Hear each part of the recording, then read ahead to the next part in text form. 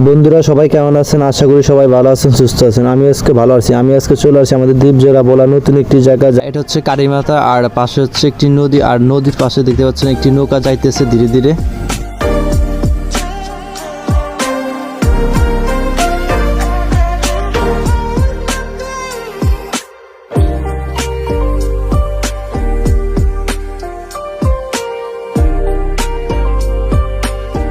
আপনারা দেখতে পাচ্ছেন আমি যাইতেছি, আর আমার পিছনে হচ্ছে ক্যামেরাম্যান, যিনি আমাকে ক্যামেরা করে আপনাদের সামনে উপস্থাপনা করে। তো ভিউয়ার্স, আপনারা ধীরে ধীরে দেখতে থাকুন।